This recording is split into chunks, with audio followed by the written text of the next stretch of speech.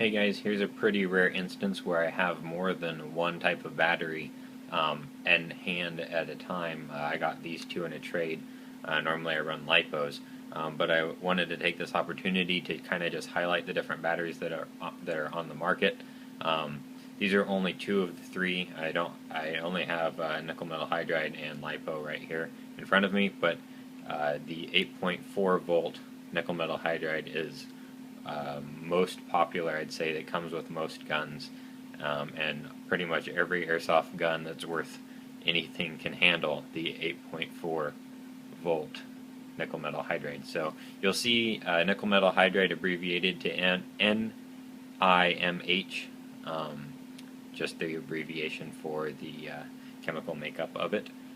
This you can see, it's kind of hard to tell, but there's 1, 2, 3, 4, 5, 6, 7 of these little, they're like cylinders, they're little battery type things inside. If you think of these as like fat AA batteries that are really short, they're all in series as far as I know, and all together they generate 8.4 volts. Now, so those are the most popular. They're usually the cheapest as well. Then you have your 9.6 volt. What it is from the 8.4 to the 9.6 they add an extra one of these cells in here, so you get 1, 2, 3, 4, 5, 6, 7, 8. That's a 9.6, and then lipos work a little bit differently. Their chemical makeup is a little bit different. So if you notice, this is just one long stick as far as you can feel, as compared to these multiple cells, if you will. They do call these cells, but each one of these sticks is called a cell. So if you have a 2-cell battery, you have 2. If you have a 3-cell battery, you have 3. Now obviously these are 2 separate batteries, but that just gives you an idea. Now most people, the only reason that they change batteries is to increase the rate of fire. Now me, having played for a while, I don't really care about rate of fire so much anymore. Anything over 18 to 20, somewhere around there, is just fine for me.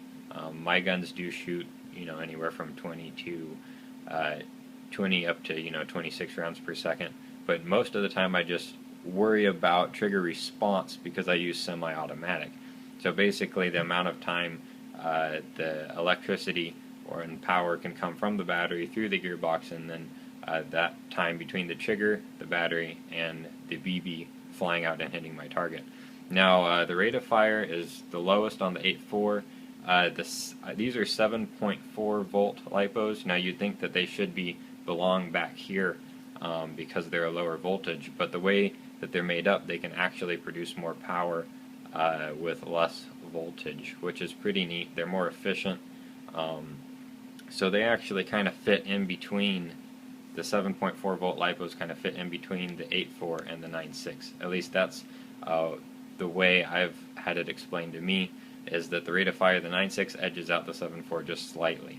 So if you're looking for just rate of fire, then get a 9.6 if you're not lipo, if you know your gun can't really handle an 11.1 lipo. So this slot over here that's open, that doesn't have anything here, would be an 11.1 lipo. Now I got rid of all mine, the reason being because nobody really needs insane rates of fire. All you do is put more rounds in the same exact spot that you had your gun pointing a few milliseconds ago.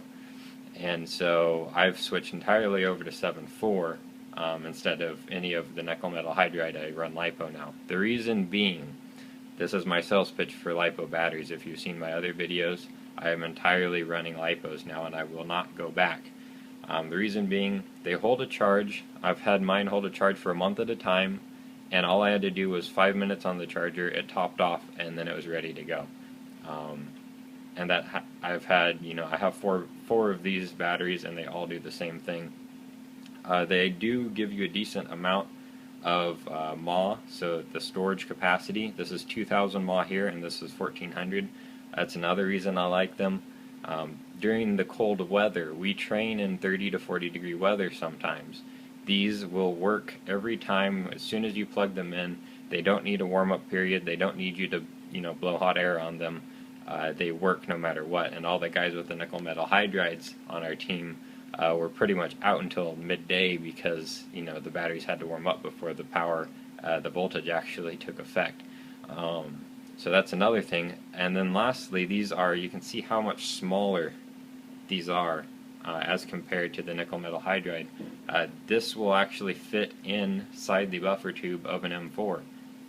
Actually, these stacked together, I believe, will sit in the center of an M4, which is going to be good if you're going to run like a Magpul stock or something that doesn't have a battery compartment. LiPos are good. Now, I will say that the downside to them is that if you burn them up entirely, so if you're shooting, your rate of fire drops below what it normally is, and you continue firing, you will kill the battery permanently. There's no going back. Once you kill one, it's done. These ones you can run, the nickel metal hydride, you can run dead into the ground and recharge them and they will be okay. Not suggesting you do, but that, they have a little bit more user friendliness to them. But they also, the other thing is that these, their bleed off, or their power rating, it'll start up here at rate of fire and then it'll dip like this. So if this was a graph, it would be going down. So as you go throughout the day, as the battery wears down, think of it like a 5-gallon bucket full of water with a hole at the bottom of it. At the very beginning, the water will be shooting further out, and as the water level goes down, then the range of the water pouring out of the bottom of the bucket or spraying out will actually decrease in length, meaning it decreases in power, and then your BBs the rate of fire starts going less and less. The LiPos is just straight line, and then there will be a little dip at the end and then drop off. And that's the downside of LiPos, is that they can drop off and then they're dead. The other thing is, depending on where you buy these from, LiPos are more expensive. If you want to buy through me, I can usually hook people up with pretty good deals, so much so that these LiPos are actually cheaper for me than running any nickel metal hydrides. Also, the other downside is that these, if you break them or stab them, or you're kind of a clumsy person, if you were to mishandle one of these in a more severe way, they actually catch fire and can explode, and if you're not careful, may ruin your gun if you buy low quality ones. So make sure you know what you're buying before you do it, and also make sure you know how to manage them and care for them. Get a LiPo sack to charge them in, something like that. So, my summary, I like LiPos for all those reasons. If you're a newer player and you're not too experienced yet, I'd stick with the 8.4 nickel metal hydride. If you want to step up from the 8.4, stick with what you know with the nickel metal hydride and get a 9.6. But if you're looking for that next edge and you want to upgrade your gun for a cheaper amount without actually having to open up the gearbox in the gun, then LiPo is a good way to go. My recommendation is don't jump up to an 11.1 LiPo. Even guns that say they can handle an 11.1 LiPo will sometimes strip. I had my KWA, some of the gear teeth actually broke off within 400 rounds using an 11.1. Also, I keep talking more and more, but there's a lot to be said about these, which probably should be broken into multiple videos. But also watch out for the discharge rate of your LiPos. These are 7.4 volt and 15 to 25C discharge. Some guns cannot go over 15C discharge, so these are a burst of 25C. If a 25C burst will destroy your gearbox if it's an 11.1. There's a balance between the mAh, the discharge rate, and the voltage.